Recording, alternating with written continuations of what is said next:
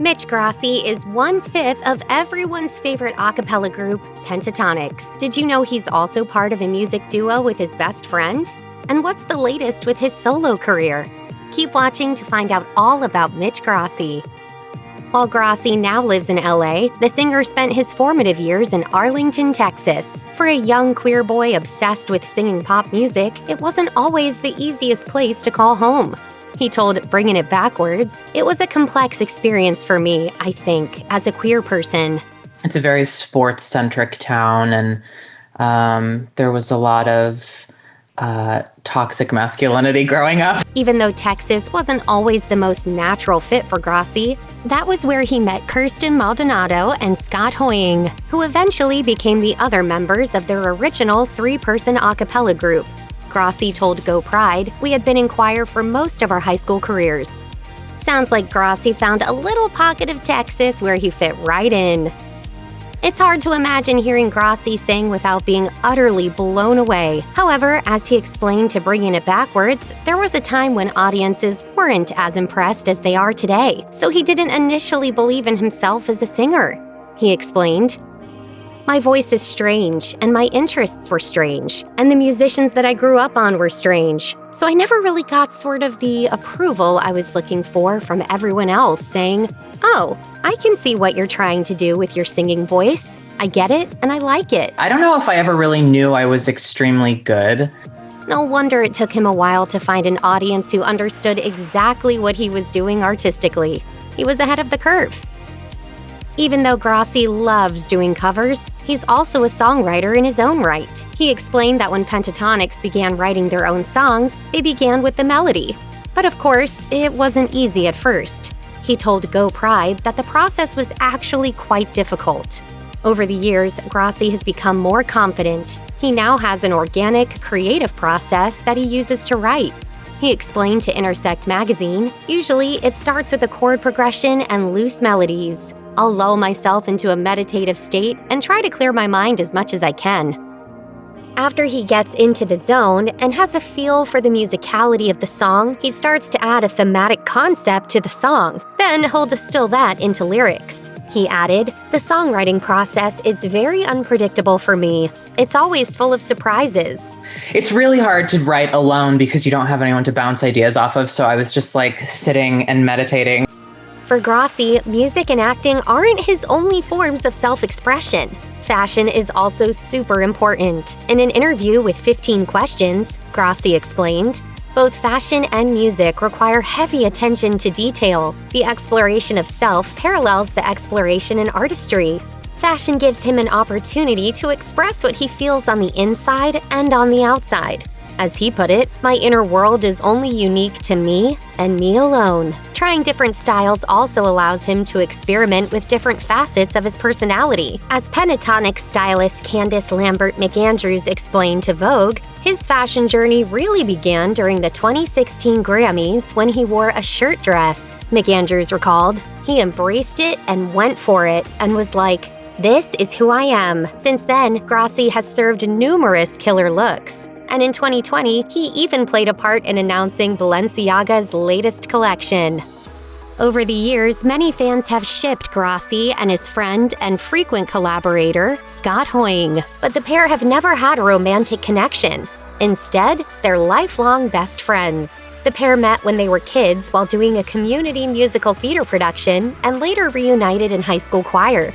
Grassi told Billboard, "We weren't immediately best friends, but there was definitely like a match to us. We were both nerdy, we were both singers, we were both performers, both in the closet."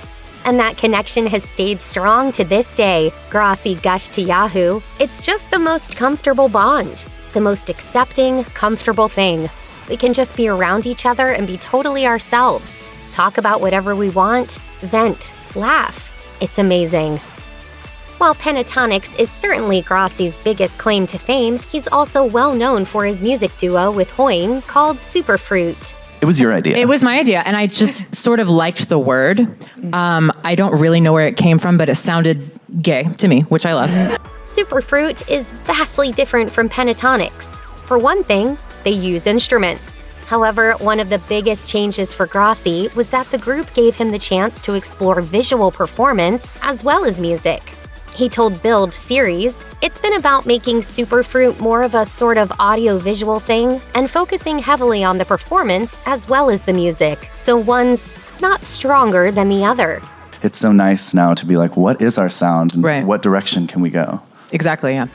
As Superfruit, the pair certainly have pushed the boundaries when it comes to creating visual content. For instance, in their music video for the song Worth It, the pair created an extravagant video featuring a young boy wearing a pink dress and a girl in a tuxedo dancing together.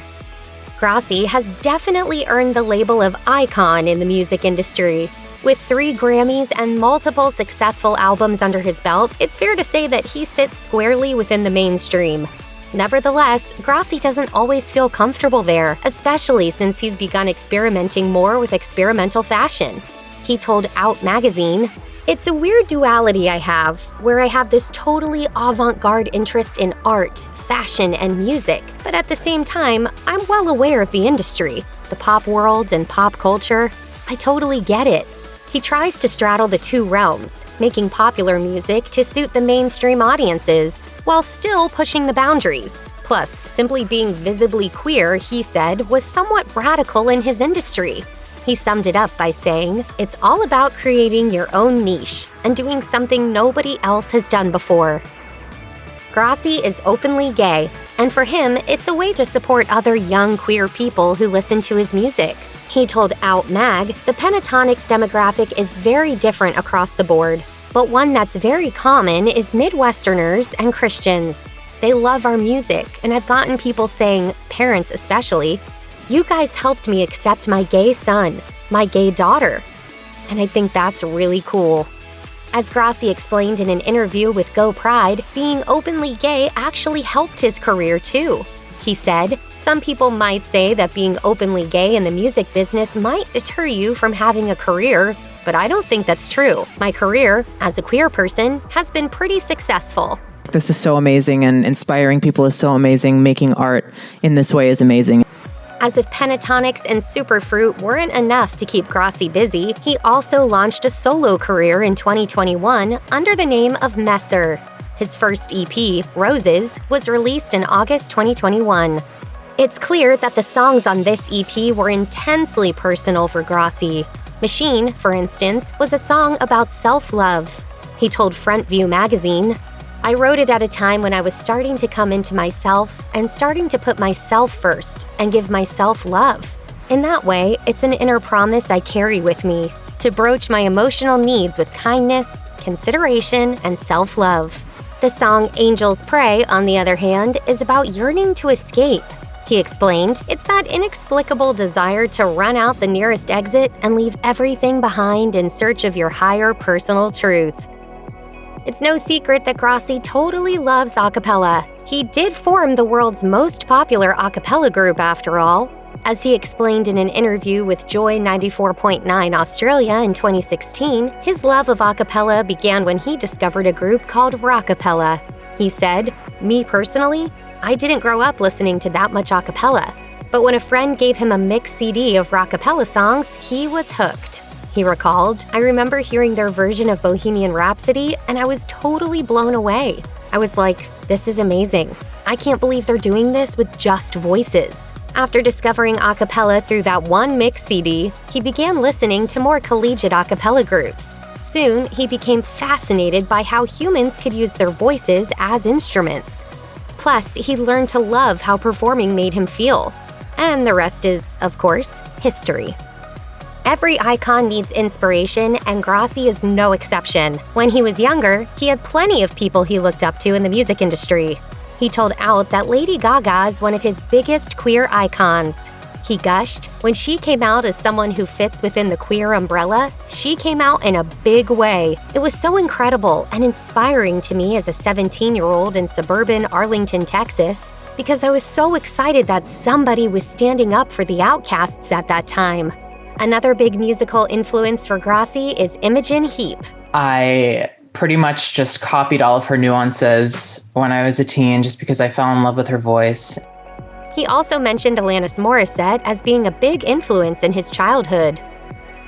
Even though Grassi gained fame from being in an a cappella group, he eventually needed to do more. That's where his duo Superfruit and his solo project as Messer came in. Branching out from the world of a cappella gave Grassi a whole new world of possibility.